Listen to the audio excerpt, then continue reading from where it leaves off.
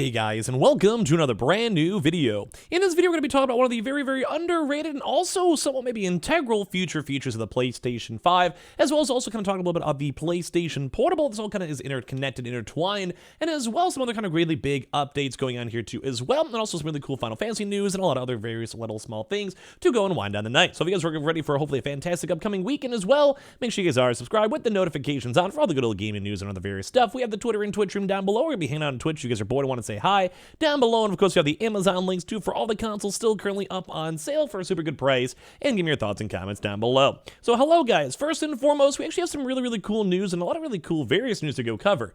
Number one, in case you guys have actually had a chance to go and miss this, Final Fantasy 16 is coming, and is coming quick. When it comes to this, we actually saw two really big major gaming news when it comes to Final Fantasy 16. Number one is the fact that the state of play was apparently a massive success. We kind of talked about this a little bit as of yesterday, where it seems like Square Enix and the videos themselves are getting millions upon millions of views, and we even had up on our channel itself, and some of you guys checked it out, and as well the state of play, and it just kind of seems like all the preemptive like PlayStation blogs, the videos, the interviews, and all the information coming out, animations, cutscenes, fighting, and everything for Final Fantasy 16 is kind of shaping this game up to be maybe a big competitor even for Game of the Year. And so far, I gotta say, I've been liking it a lot. So all the reception I've seen from you guys, from my Twitch stream, from people up on Twitter and everything has been all around fantastic because, well, the 25-minute upload they had for it, all the gameplay, all the everything, the story, everything so far has been fantastic.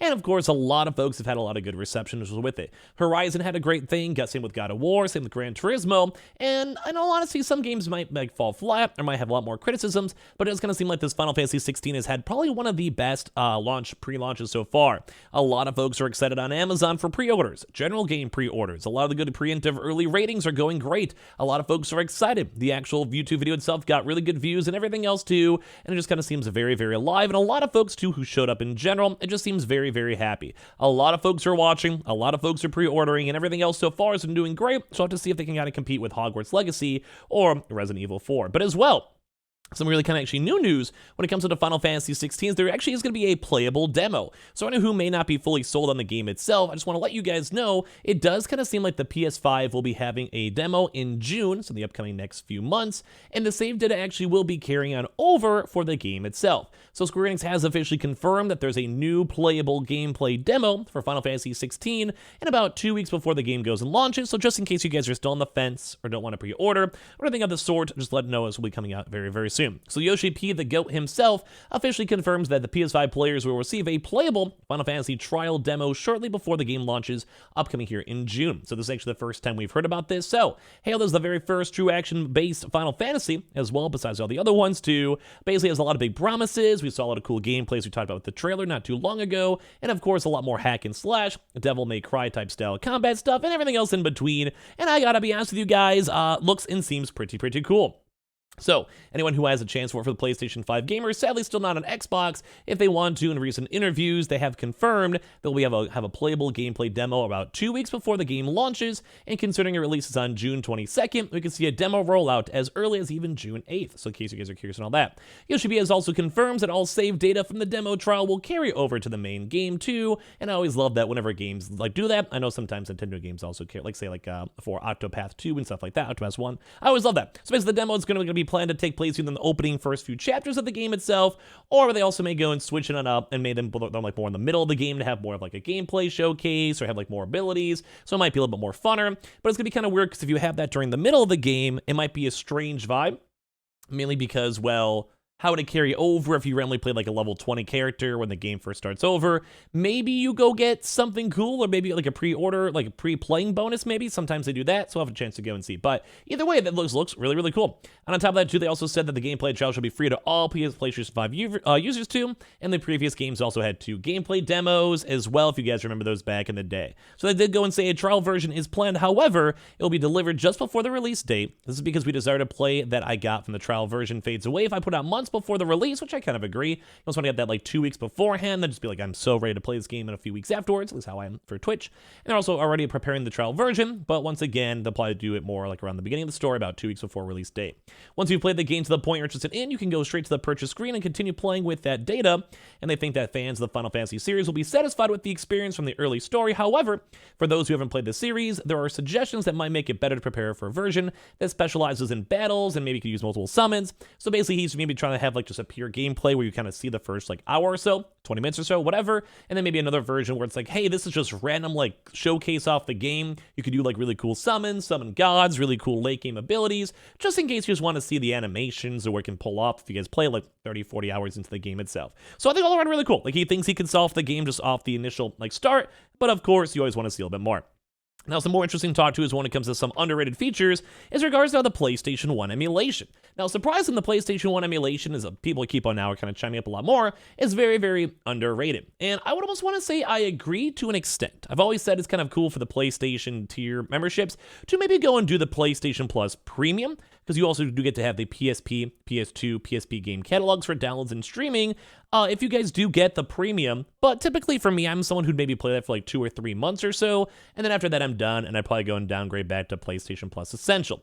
But a lot of folks keep on saying how well it is and how good it is, and not many folks have really talked about it so much in general. So the PlayStation Plus Premium set has its own share of critiques, and basically Sony's 2022 response to Game Pass landed a little bit hollow on launch, which I'd still agree on that too as well, where they still are adding things to the library, but it's still been slacking and still needs a little bit more, and it kind of like, I don't know, it's kind of look mediocre at the end of the day. And off top of this too, a lot of the fans just made it hard for them to see things that Sony did right with the service, and a lot of people kind of turned a blind eye with it. But I think a lot of folks have been seeing this. This also ties into as well with the brand new PlayStation handheld, because we're seeing all these different types of things such as the save states, which help out with these old school type style games, which if you guys ever want to grind for the PlayStation trophies, which quite a few people actually do, that kind of gives you easy save states for like hard bosses, for old school games, or make it easy to progress or test out different types of things for your trophies, which is always very nice in case you guys are trophy hunters. And as well, too, just kind of makes it easier in case there's any bugs or issues, which has been kind of plaguing some of these features for a while. And on top of that, too, it's also nice for like for backtrack points. But as well, it's also going to have like a really good wide variety of actual games too, because some of these games are just, they weren't really had like 30, 40 years of experience for other people to check out the games back for the PlayStation 1. Or as once again, if there was ever an issue or problem, a lot of people want to go and fix it.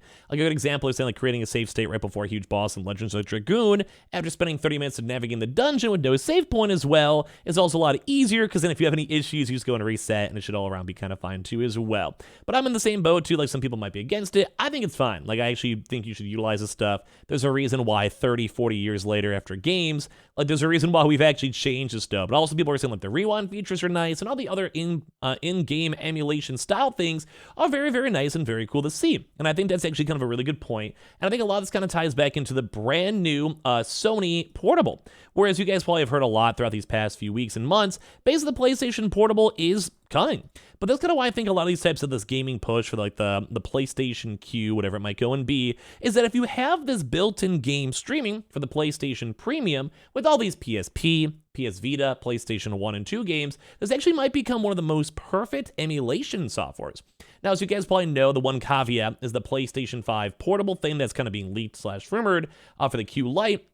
Well, basically for that one, it's only allowed in the PlayStation ecosystem. So I just kind of want to go and showcase once again, if we maybe have the PlayStation 1 emulation and all the other things like the PSP, PS Vita, etc., if we have all of these things intertwined, that actually might be the perfect showcase and perfect use case for these upper tier PlayStation Plus plans. And I think that actually might be what kind of play PlayStation's going for, because we're seeing really cool things in terms of like game demos to showcase up the games, or even things with PlayStation Extra. We have a chance to check out the games and see if you like them, but the real thing is you want to have a comfy way to utilize all this technology. So what other way to go and have it if you have like a cloud gaming like software type thing, like for like the PlayStation Portable, then actually having it tied in with your PlayStation 1, 2, PS4, etc.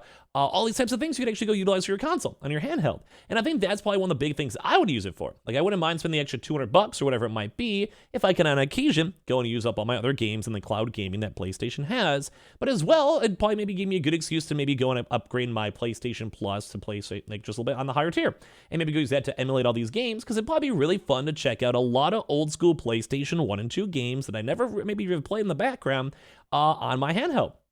It would just make a lot of sense. Some of those games are also way more chill, or I don't want to be fully like sitting up and try-harding hard. I might just want to be like laying in my bed, relaxing. It also gives me a good option to go check out a bunch of other games, and overall, it actually might be a very, very smart process. I'm not really sure how much PlayStation kind of thinks about that, or if that's their actual go-to plan, but it does make a lot of sense, at least in my opinion. Now, as well, we also do have some other cool game sizes too. If you guys don't know, the Horizon Forbidden West Burning Shores DLC is coming out in the near future on April 19th, so be on the lookout for that. I also want to check out the new Minecraft game too as well. So it's a little bit of a nice little kind of late night video to remind you guys that the PS1 emulation is cool. It might be really cool with the PlayStation Mobile, and as well, Final Fantasy 16 is going fantastic, and I can't wait to play it. So give me your thoughts and comments down below, and make sure you guys are subscribed with the notifications on. We have the Twitter and Twitch stream down below. We have the Target links down below, Amazon links for all the consoles up on sale, and swing by the Twitch stream and Twitter if you guys are bored. And I'll see you guys all later on tomorrow.